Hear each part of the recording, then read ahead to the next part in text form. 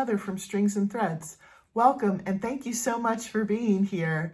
Today is Scrubby Sunday, but before I get into Scrubby Sunday, I wanted to talk about my next giveaway. My next giveaway is when I'm monetized. And in order to be monetized, you need to have 1,000 subscribers and 4,000 watch hours. The two other things I already have, you also need to have no strikes against you, and you need to have two-step verification. Those two I already have checked off, but it's the watch hours and the subscribers that I'm getting close on. I'm getting close on the subscribers, but the watch hours are pretty low. I wanted to do an update. When I first talked about the giveaway, I had 1,338 watch hours out of the 4,000. And so I said that every time I reached a 500 mark, I would add more things to the giveaway box. And so now we're getting a little bit closer to the next mark where I can put things in my giveaway box. So as of today, I checked, I'm at 1,459 watch hours. So I just have a little bit more, 31 more hours to go until I'll put more things into my giveaway box. So stay tuned to watch for that. Something that someone had suggested to me, which I thought was a great idea, and I hadn't even thought of that idea, but it's wonderful. Someone had suggested that I do a playlist with all of my videos in it, so that if somebody wanted to play that, and just let it keep running, it will keep going. So I have done that. If you look in my playlists, I have a playlist of all, I don't remember, I think I named it all videos, something to that effect. And so if you wanted to go in there and do that, that would be amazing. There's no obligation, nothing saying that you have to do that.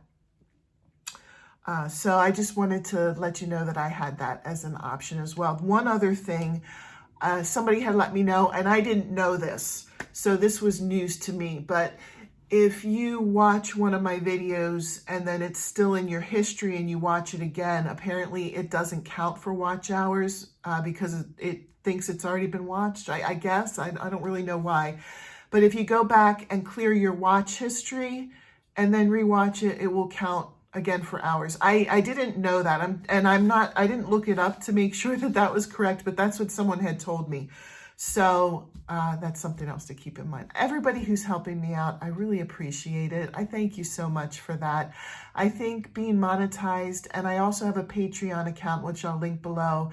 Those two things help me offset the costs that I have for doing this station, as far as buying yarn. And I don't know if you noticed, but I rarely buy anything that's like special yarn, something that's fancy.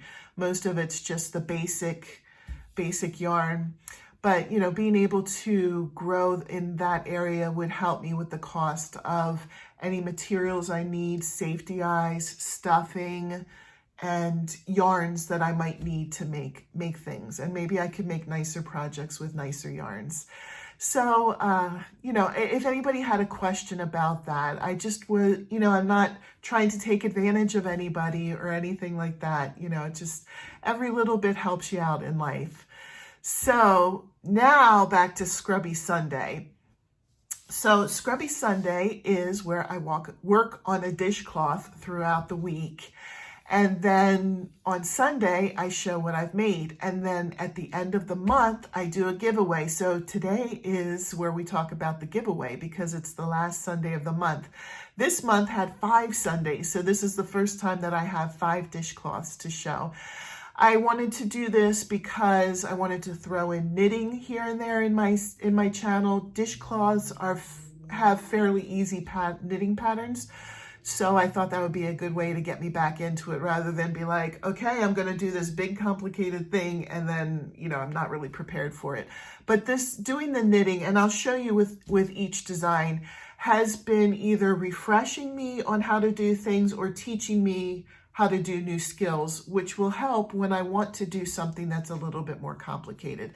But not all my dishcloths are knitted because I found when looking for dishcloth patterns, I found tons of really cool crocheted ones as well. So I've kind of been alternating so that I can get a little bit of both in.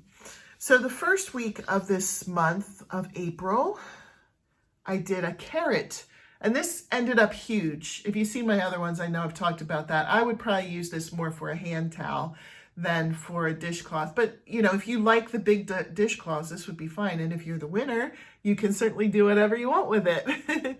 But what the skill that I worked on with this one was increasing and decreasing in 2 areas, and also changing colors. This project was the one that showed me how you change colors. And I guess when you change colors in knitting, you end up with a right side and a wrong side. So there's the wrong side, and there's the right side. You can see it's nice and smooth. So that was the skills I worked on for that one. So then the following week I did a crocheted one, and I forgot to say this, but a link to all of the patterns are listed in my description below. Most of them were free, but this one was free. This was called a daisy something or other. I keep forgetting what this one's called, but it is linked down below. And this has a lot of nice popcorn stitches in the middle. So if you're scrubbing your dishes, the texture of this will really help bring up the dirt. And it's also very pretty. And the nice thing, I hear people say, oh, I would never use any of the dishcloths because they're so pretty and I wouldn't want to mess them up. But the nice thing about these are that they're really simple to make, and you can always make more. And it'll be kind of fun to try it in different colors. So the following week I did a knitted one. I have this in half right now to show you at first so you can see the colors. This was a Hobby Lobby cotton yarn that I used, and I just thought this colorway was very, very pretty. Now this design I think was supposed to emulate like front post, back post, front post, back post in crocheting, although it's knitted. But I think you could see it's pretty lacy. It would still make a really good and nicely textured dishcloth. It's not like a scrap or anything like that. You can still certainly use this, but I think I did probably knit it a little bit too loose for the design. I don't know if I needed to go down a needle size that they suggested, but maybe for my knitting, I need to go down, or I don't know how to do it tighter, pull it harder. I don't know. And then last week I used one of my new patterns. I'm working on creating a book of dishcloth patterns, and this is one of them. And of course it has to be a dragon, because you all know that I am obsessed with dragons. And so if you are interested in this pattern, I have a link to it down below.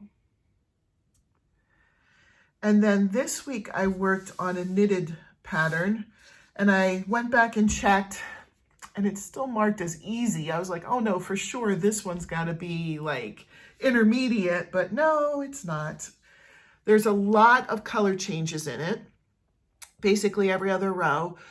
And it wasn't that bad to change colors. I have, like I said, I haven't really done that a lot in knitting, in my experiences with knitting. And then it has the design here, the holy design. And then it's also like kind of an arced pattern. So all of that together, you know, made me think that this would be marked a little bit more difficult than easy, but this is still easy. So I guess my knitting skills are still easy, but that's okay. You have to start somewhere. So those 5 dishcloths are the ones that I'm giving away for this month. And the rules are just all of the regular rules that YouTube's not affiliated with this. You need to be 18 or older. I'll ship it worldwide. I provided all of the yarn, all of the materials, all of the time. It was all provided by me. Nobody sponsored me, and nobody gave me any of the materials. I used my own hands to make it. Nobody else made it. I don't know what else there is, but like I said, all of the standard YouTube rules apply.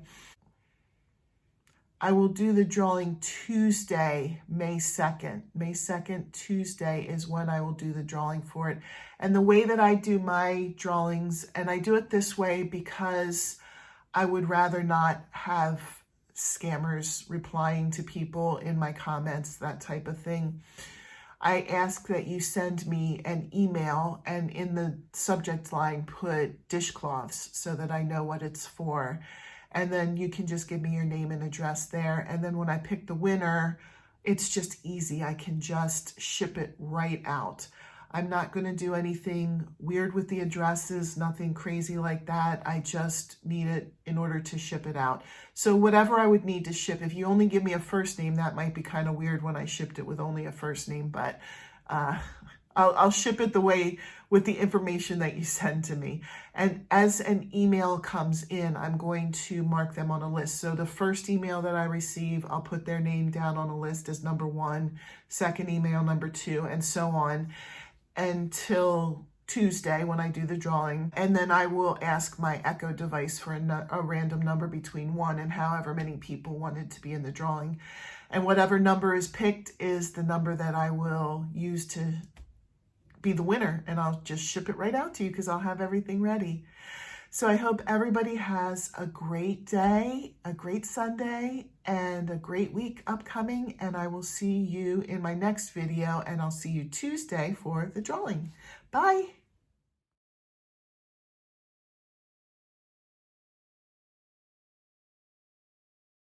Hi, this is Heather from Strings and Threads.